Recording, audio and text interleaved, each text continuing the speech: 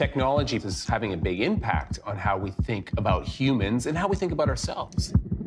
Science and technology can be used for human enhancement. What could we achieve by linking humans and technology together? There's a couple of RFID chips in here. This one can interface with your phone. People think it's like this crazy cyborg thing that makes you more like a robot. It's certainly my goal to overcome death. If biohacking means some people become superhumans and decide to rule the universe, that's a problem. We all want to stay young forever. There's an entire industry that is talked into being dissatisfied with ourselves. But we live in a world full of noise. Celebrity diets and detox. Of science versus pop culture. I'm here to change that.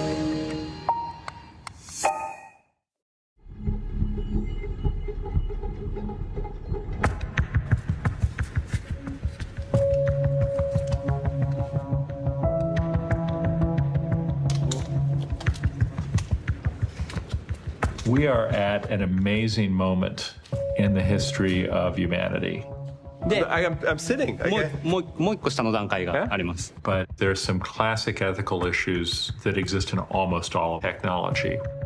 そうですね。最初にお医者さんが困ってるというニーズを聞いて、それを解決することを考えて、私の方で提案をさせていただきました。Our knowledge is expanding so quickly. 30 years from now, people are going to look back and say they knew nothing. Let's talk body hacking. What do we mean by that? Well, it really is the implementation of a technology into your body or associated with your body for the purpose of improving your health or your wellness. Of course, humans have always used technology. This isn't new. Technology's been around for tens of thousands of years.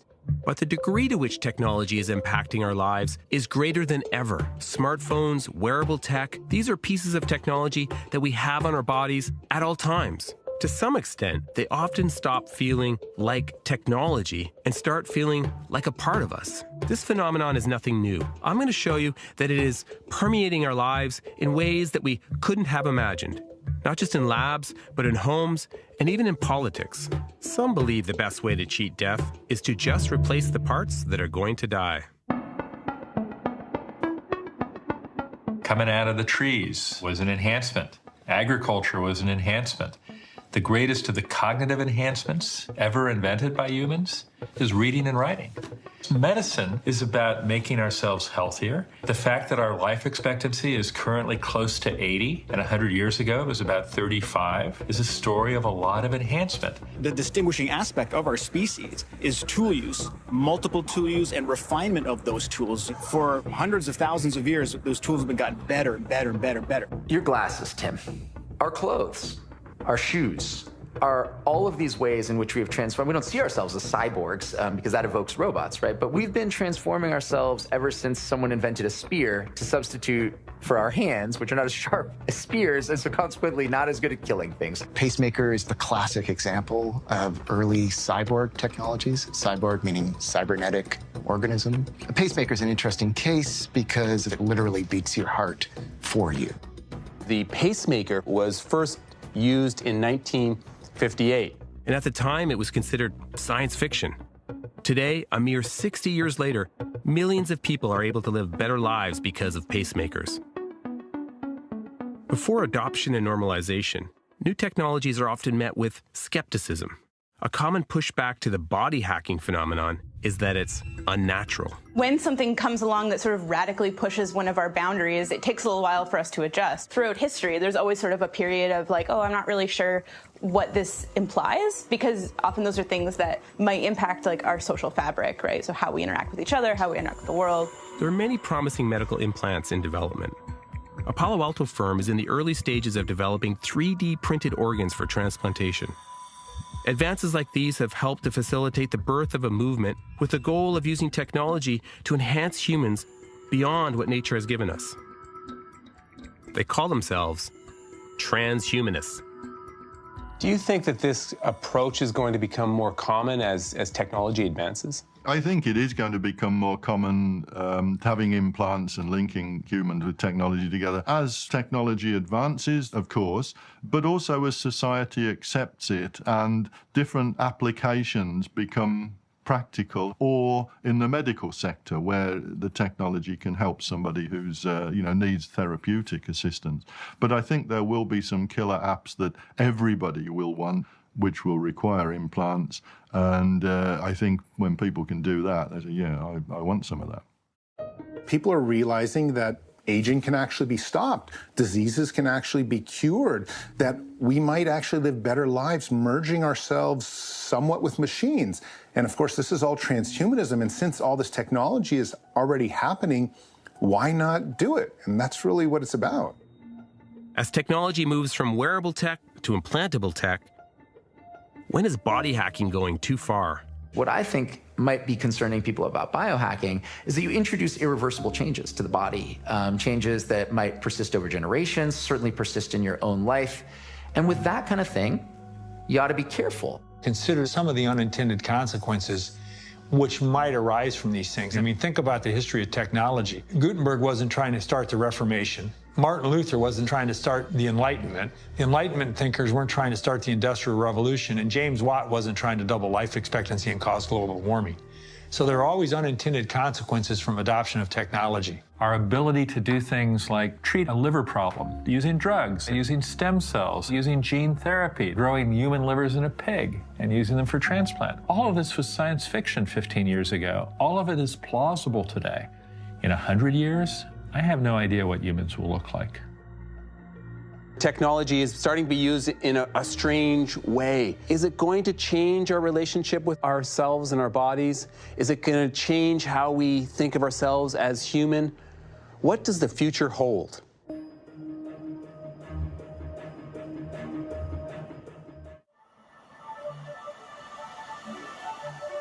A future of implantable technology, artificial intelligence, and robots may seem overwhelming, but to see the impact of the widespread adoption of a technology, look no further than a device that you probably have on you right now, the cell phone. We really are talking about a body hack when you're referring to your phone, right? Because this is something we carry with us that has changed our identity in some respects, and certainly our relationship to the world. It's clearly been internalized in all sorts of ways. It's interesting because people will talk about how teenagers are always looking at their phone when they're talking with one another instead of looking eye to eye. On one hand, that's nothing new. I think if you looked at teenagers before phones, they'd probably be looking at their shoes or be looking at their watches. It does make a difference that they're looking at Instagram photos or pornography or something like that. That's got to inflect the conversation, and it's got to also change the sorts of conversations that can be had. For you guys, is a cell phone a body hack? It's definitely an augmentation of yourself in the sense that you with a cell phone is smarter and more knowledgeable and more capable than you without the smartphone. I delight in the fact that I can look up basic facts on my phone. But it also, I think, is possible to confuse knowledge and information. And that's a really historically new problem. It is amazing how quickly these technologies are adopted. My son just lost his cell phone, and it was like withdrawal, right? And think about that. That is a wide social adoption that took 10 years, and now it is the complete norm. It just points to how capable your brain is of incorporating things that are external to what you might think of as your body into your very sense of self, such that when it goes missing, you feel substantially crippled. But is that sort of the definition of what a cyborg is, right? It's like a piece of you that's gone. It's become a part of the way your brain operates, and it hurts every bit as much to lose your cell phone as it hurts to have, cut your finger, or more sometimes, actually.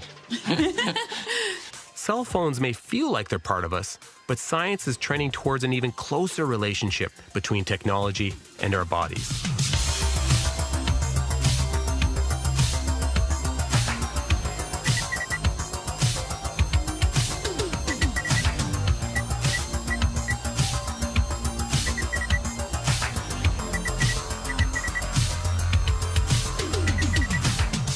People are obsessed with Fitbits or other devices. Why do you think that is? We live in a world that's been informed by what I call the tech narrative, and this idea that more tech is better, and if somehow you'll be able to kind of fix all sorts of things, when in fact it's much more complicated than that. How good are these devices? What are they actually telling people? And more importantly, do they motivate behavior change? These devices are readily available and provide the kind of biostats that once seemed far-fetched. They measure your heart rate, your sleep patterns, calories burned, steps taken. Turns out they don't do that very well. And it's a hard problem, but the error rate for calorie expenditure was all over the map. Massive. To the point where we would really not encourage people to use that measurement in any way for their calorie control diet. The stats provided by this tech aren't as accurate as they could be, but could they provide benefit anyway? In countries like the United States, the data on physical activity is grim. Yeah. I always hear, just getting inactive people a little bit active is where you get the biggest public health bang. No question. I think that the scalability of these devices is what really excites me. There are 1 billion iPhones in the world. There are 1 or 2 billion phones running Android in the world. Imagine if we could harness those devices to really help people's health. We could make a difference to half the people on the planet. We know that if we provide data in the right format to people, then they can use it to help their lifestyle. Whether we've found the right format yet through these devices, I'm not sure, but we're getting there. I'm hopeful that we can have people do more and be healthier. Cell phones, wearables, technology has seeped into almost every aspect of our lives. But for some, future applications aren't coming fast enough. They seek to remove the barriers between our devices and ourselves. Transhumanism is a philosophy that humans should use technology to improve themselves. And it's also sort of the way that we evolve alongside our tools. So transhumanism believes that science and technology can be used for human enhancement. Because humans are subject to evolution regardless, we're better off to try to shape that through reason and science than we are to just let it happen. And technology perhaps is having a big impact on how we think about humans and how we think about ourselves. It's worth remembering that up until recently, technology would include something like language. Technologies have always impacted what we are as human beings. Body hacking or transhumanism, it's been around for really forever, right? I mean, whether you're talking about an early human with a rock or the Gutenberg press. Yeah, I don't think the average person thinks of themselves as a transhumanist when they use their smartphone or when they drink a cup of coffee. But it's definitely true that these kinds of things are changing the way that humans are in the world. I love that idea. We're all transhumanists, and perhaps most of us don't realize it. Absolutely. Like, humans are some of the only animals who use tools in any kind of capacity, right? Everything can be thought of as sort of like a prosthetic. When you learn how to drive, you're in the car and you're not really thinking about, your body and your hands and your feet. Instead, you're thinking about yourself as the boundaries of the vehicle, as what the vehicle is capable of. And that integration between the technology and the human brain is what makes transhumanism possible. Our brains are capable of adapting and conceiving of ourselves in a bigger sense than just a bunch of cells.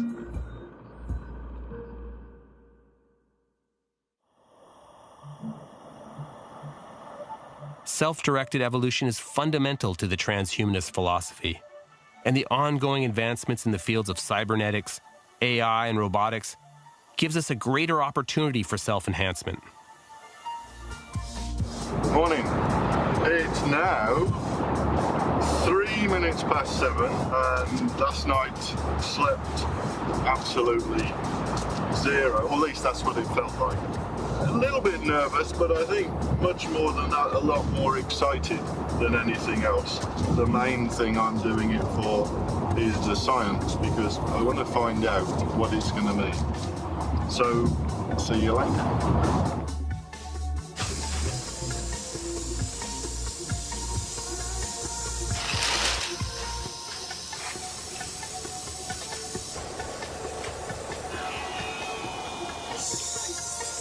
Whole thing was ground and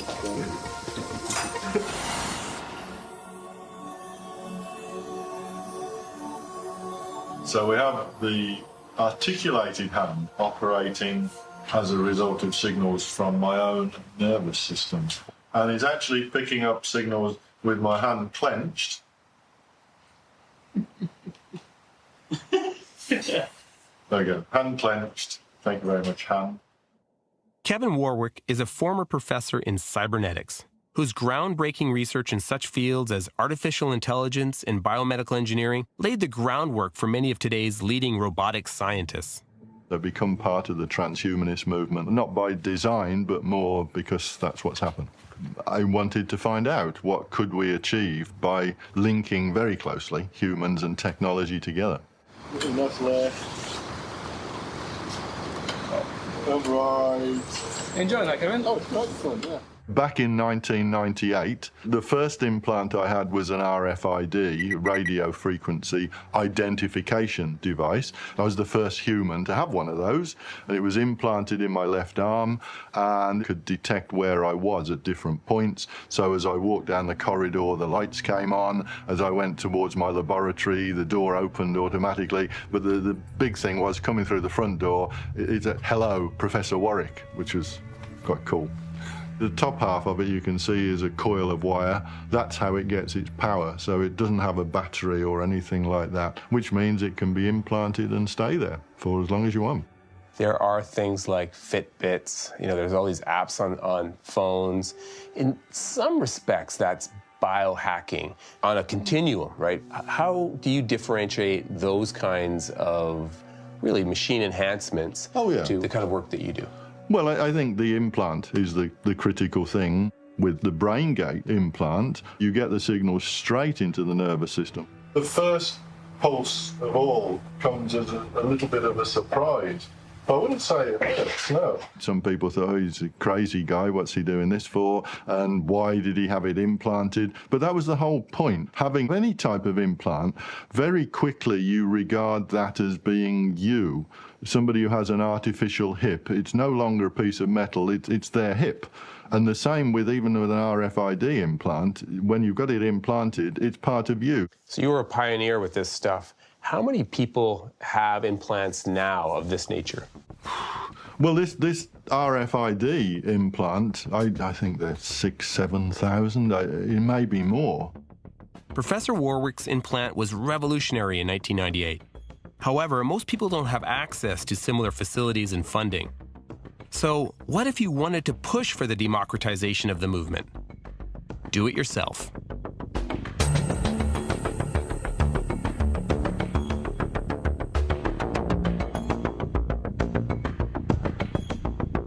Wow. And now, can you feel it?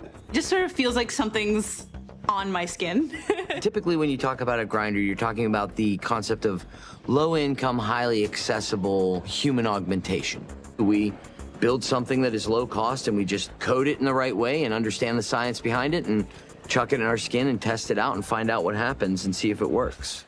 In my left hand, I have a neodymium magnet, and in my right hand, I have an RFID tag.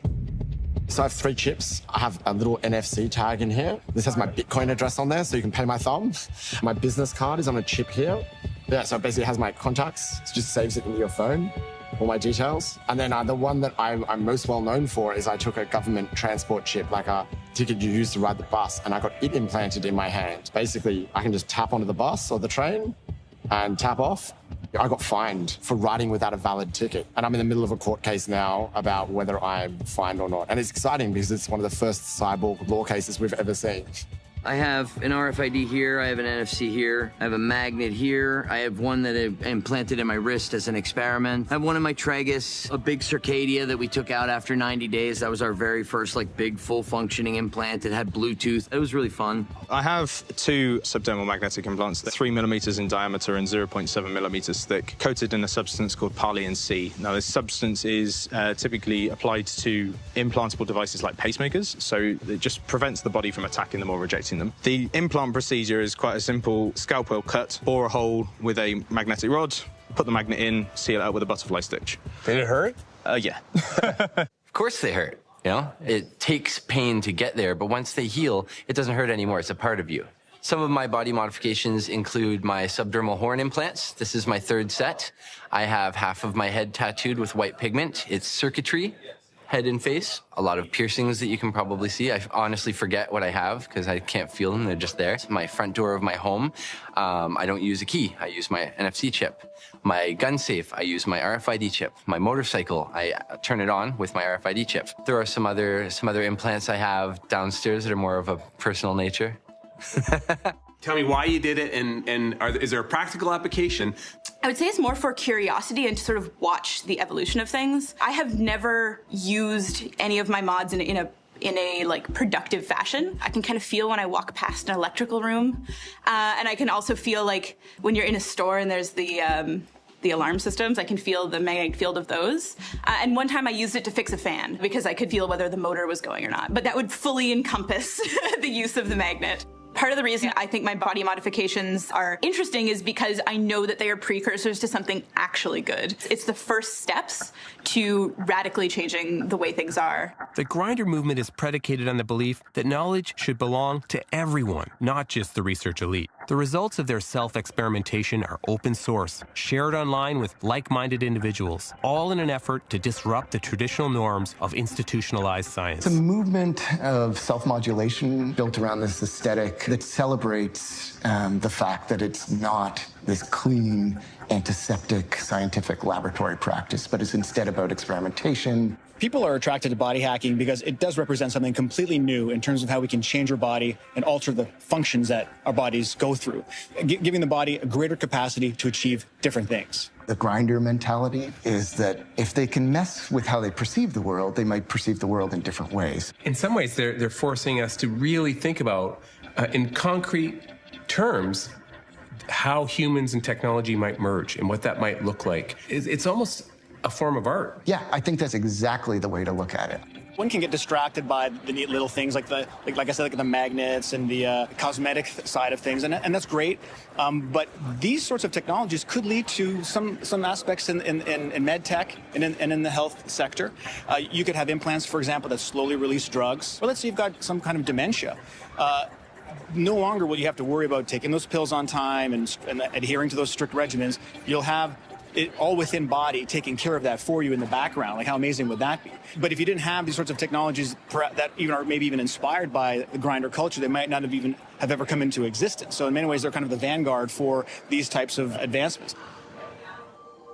I think the biohackers, for me, really interesting. They're taking enormous risks, but the results they come up with are very important. We in the academic world find that extremely useful because the results are important for what materials they use, what length of time it was in their body, what the body did in reaction. They're useful for us in the academic world to take the field forward. So we don't ignore them by any means and respect what they're doing enormously. Grinders are building a foundation of knowledge. But when is body hacking going too far? Is it when we do surgery on ourselves? Is it when we risk our health and safety in this quest for knowledge? Is this desire to augment and enhance the body worth the risk?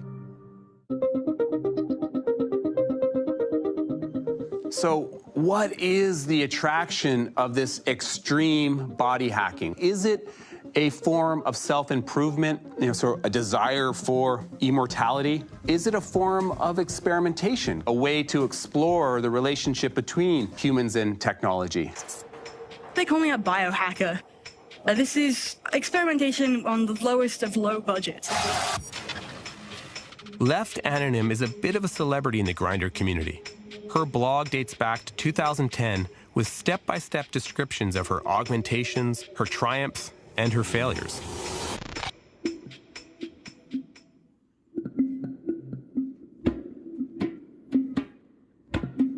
What does the Grindr movement mean to you? To me, grinding and biohacking are the same thing. They're just a small set of do-it-yourself transhumanism, trying to improve human life and specifically human bodies through technology. Somebody like Professor Kevin Warwick, you might not count him as a biohacker so much as just a researcher because he has access to a research lab. Whereas people call me a biohacker because I don't have access to anything. I just sort of, I do what I can by myself. And by yourself, you really mean that? Like, you add technology to your body. I have some in these fingertips. Right in your hands. Yeah, except for this one. This one went wrong. I've done a few different things. What people know me mostly for is these little magnet implants. There's a couple of RFID chips in here. This one can interface with your phone. You can get your phone to only unlock when your tag is present, so it won't work for anyone else, even if it gets stolen. And you've done this to yourself? Yeah. It is possible. As long as you keep everything as sterile as you can. You can buy ethanol for cleaning stuff, sterilizing, heavy scrub for sterilizing your skin. As long as everyone wears gloves, you have a spotter nearby to make sure that you're not gonna, I don't know, pass out. The first time did not go well at all and ended up like horribly septic. Like my finger went green down to here and all the way down my arm, you could see the blood vessels had gone a different color as well. Usually I test them, like first I get some coating and I roll it up in a piece of bacon and you put the bacon in the fridge for as long as it'll stay there. And then you unroll it after a while, and obviously if the coating's degraded, you can tell like that's not gonna be any good. That will not work inside you. If it passes the bacon test, then, you know, a sterilized bit of it without any nodes inside goes in the back of your hand. You wouldn't expect it, but hot glue gun glue turned out to be completely bioproof, malleable, see-through, so you can see if there's a problem inside the implant. What made you do it in the first place? It's just interesting. It's fun to know, like, oh, that gives off a field, there's a power cable, you know, the microwave gives off a massive, really strong one. What does it feel like? What is the sensation? It's like if you stick your hand in a glass of lemonade. It's this, like, fizzy, popping kind of, sort of like pins and needles, but with no pain or discomfort. And it gets stronger the stronger the field is. Can you feel my aura with him? Are you a robot? Some people think so. Do you now feel like they're part of you? Yeah, just like your bones or your eyes or something. They become not just part of you, but part of your identity, if that makes sense. And I'm not sure whether everyone thinks that way, but I published an article kind of trying to get other people to try things too. It really is a community that you're creating in some respects. It is a community, and it works much, much better as a community than it would as just one person. People say, oh, you know, this is what's worked for me, and here's a tutorial on how I did it. And then other people would join in and correct it and say, oh, this didn't work for me, this is what failed. Any kind of big, useful matrix of knowledge, you all have to work together collectively to build it rather than going off on your own, which is why I'm really glad that there are other biohackers. The body hacking community started in basements and on early online message boards. As communicating became easier, their numbers have grown. And for 3 days every year, they meet.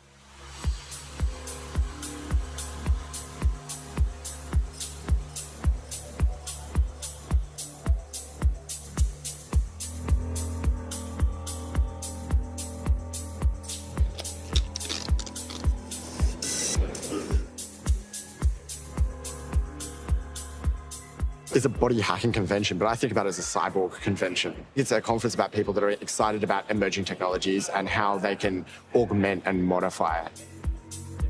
It's an ear construct that's been surgically engineered, and it approximates my own ear, hopefully with the grinder community here. The plan was to internet enable the ear, to electronically augment it, so people online can listen in to what I'm hearing wherever I am, wherever you are. Now, I've been exploring the physical, the technological, and the virtual in performances that go back over 40 years. A lot of people fear the unknown, but when it comes to implanting RFID chips in your body, people that don't understand the technology fear it. And when they fear it, they tend to lash out and get angry about it. I thought it was a bit stupid, but I said I'll never understand the technology by just observing from the outside. I have to, like, get it put in and see what it's all about. You know what? This is cool. This is really cool, right? And the thing I took away from this, probably that's most important, is it actually humanizes you. People think it's like this crazy cyborg thing that makes you like more like a robot. My dream is to throw away my wallet and be able to just exist with the technology in there without it being a thing and just interact with the world in a more natural way. I can't wait to see what's next. It's events like this that are getting great minds together to help push each other and help each other to accomplish new things. It's about curiosity, man. Could we answer these questions? And then when we figured it out, like, can you do this? Then the question becomes, how far can I take this? While the pursuit of knowledge is a noble goal, the extreme body modification movement can present tremendous risks. Is it worth it? Do you find that the sensation that you get from the implants makes that pretty dramatic process worth it? For me, the main point is not to gain the sense, which is nice, but to sort of form a foundation of knowledge that other people can work on. Things I've learned, like, oh, don't do this, don't do that. You know, for instance, don't leave any holes in the coating because otherwise the node rejects and ends up in a big ball of scar tissue in your finger. Like, lessons learned. For me, what makes it most worth it is building something up in that knowledge. It's almost a personal science project. Yeah. I think people think that I like pain and I like the other sides of this, and I really don't. I don't want to see any of the gooey bits. It's gross. But it's just I'm driven to satiate this curiosity. Like, can this be done? What is it like when it happens? And of course, it's had its ups and downs. I mean, the first 30 days of having my big implant, I was had panic attacks every day. And you're thinking, okay, wait, no, we base this on good science and we base this on foundational principles and we read all the stuff. And then the other part of you thinks about how much of an idiot you and your friends are. But being among the first people to really start to integrate at this level with technology has just been so interesting. When you do this stuff, you're doing it in a laboratory. You're doing it under very controlled conditions. Increasingly, people are doing this at home, right? They're altering their bodies in their kitchen. What are the dangers of that? Yeah, well, some of the things I hear that they're doing, the implants they're putting in, I think they really are crazy because the dangers of doing it, of infection getting in, is a key one. A lot of medical operations, that even when the strictest regimes are taken for the operation, you still get infection. The person could die from having an implant put in and getting infected. So how is the body going to react to what you do? How is the brain going to react to what you do? There are dangers. You really are taking risks. And one thing I think about biohacking that's important to consider is how reversible is this intervention? And so it's not that inserting a gene into your body or, do-it-yourself CRISPR or whatever, it's not that that's more or less natural than glasses. It's that if my glasses start bothering me, I can take them off. Maybe if we start thinking in terms of criteria like reversibility, persistence over time, then we'll be able to think more clearly about whether something is risky and why.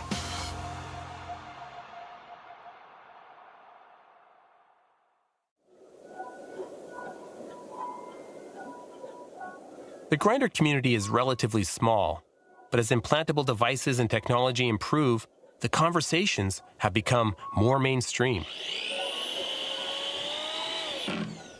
Science and technology. We have lots of reason to believe in it. When you talk about a radical technology that can change your life, like artificial intelligence, genetic editing, driverless cars, we refer to that as transhumanism. It's an exploding movement. We like to see transhumanism like environmentalism was 20 years ago. My goal is to protect our future. I ran a presidential campaign in 2016 for the Transhumanist Party. My name is Zoltan Istvan. I'm the very first science candidate in American history.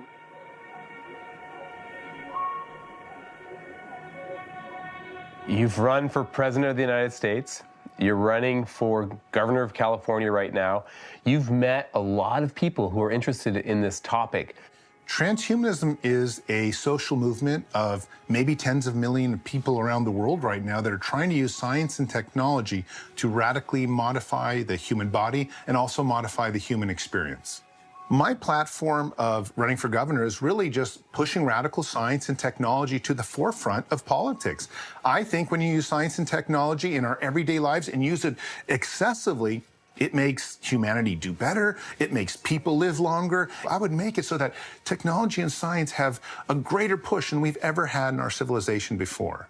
But the reality is transhumanism is just using any tool to make your life better and more functional. It doesn't have to be brain implants and, exoskeleton suits that get disabled people out of the wheelchair.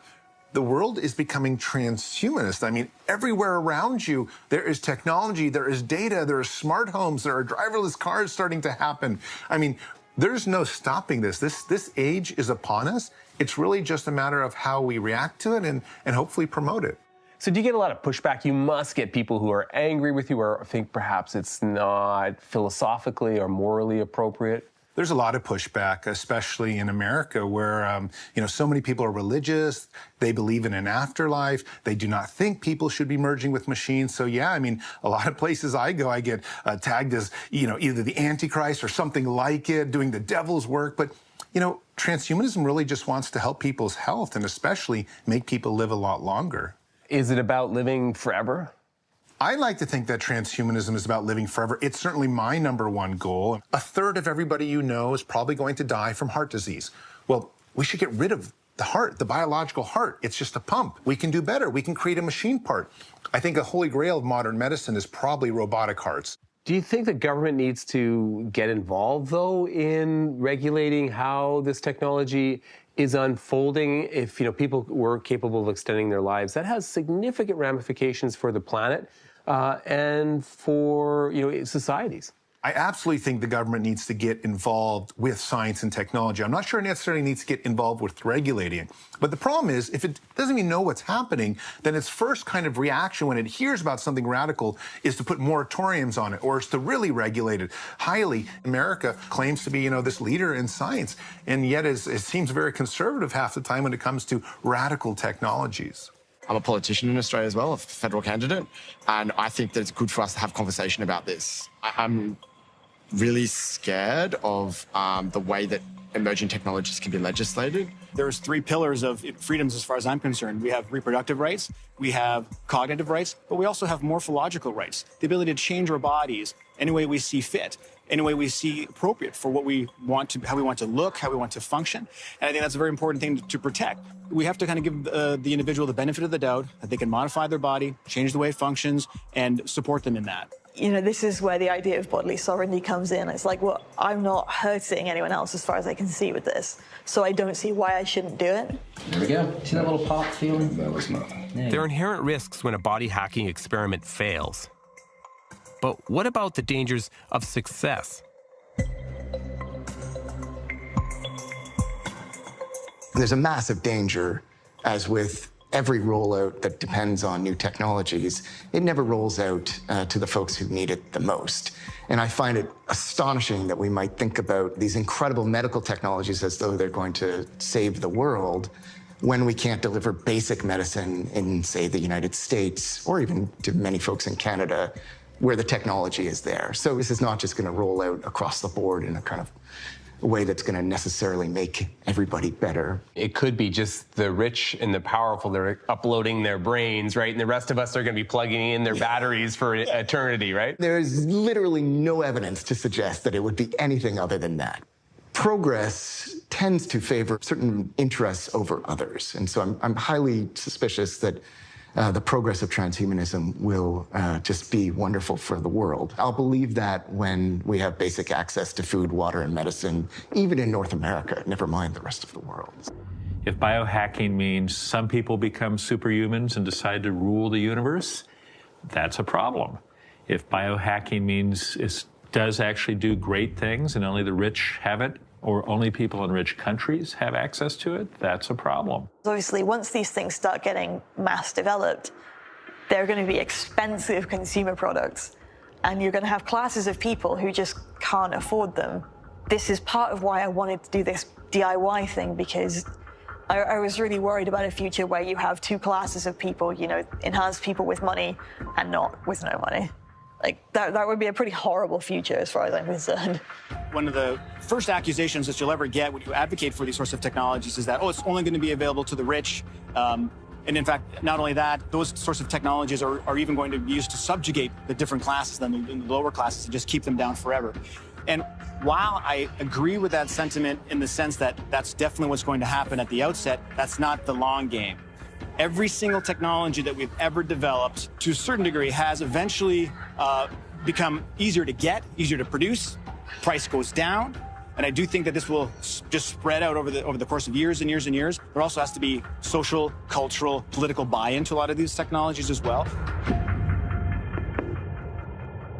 Gross overpopulation, our superhuman ruling class, implants controlled by corporations, it all sounds like an Orwellian dystopia. But as the line between man and machine blurs, as our reliance on technology grows, these issues need to be confronted.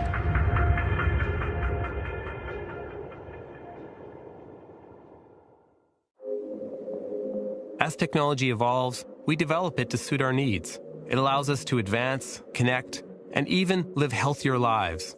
But with things like genetic engineering, synthetic organ replacement, uploading our consciousness, there seems to be a greater emphasis on the development of life extension technologies. Is the body hacking movement a modern response to humanity's complex relationship with our own mortality? I think most transhumanists would say it's the #1 goal to overcome death. And transhumanist technology can become perhaps the most important factor in civilization's kind of next march upward to the 21st, 22nd century. Me personally, I want to uplift myself. I want to become like some digital entity. It's telling kids 1,000 years from now, get off my lawn on the internet. Right? Like, I want to live forever. My end goal is to be 100% non-biological. People were like, wow, you want to be immortal? And I'm like, you want to die? Like, you die at the end of this. I think the end transhumanist vision truly is to wander the universe, satiating curiosity and mitigating suffering. And that's what I'd like to see in humanity, and I think that would be the future. I think that'd be great. I do think the human body is frail. I think it's doomed to die. It's a time bomb that all of us have to end up 6 feet under or cremated or whatever. So we should change that. And I think most transhumanists, that's why they want to get away from flesh, or at least make that flesh permanent. My father died this year, and I don't want to end up dying as well. When you die, you've lost the essence, the brilliance, and there's just no more intrinsic value. In order to maintain the intrinsic value of life, you must be conscious to have it and to believe in it, to know it. The quest for immortality is an age-old pursuit. Ancient civilizations had anxiety about death. The pharaohs mummified themselves, preserving their organs and possessions in the hopes of reaching the afterlife. In modern times, it's cryonics and brain emulation that promise to preserve our bodies and minds until a future where technology can cure us. But what are the ramifications of living forever?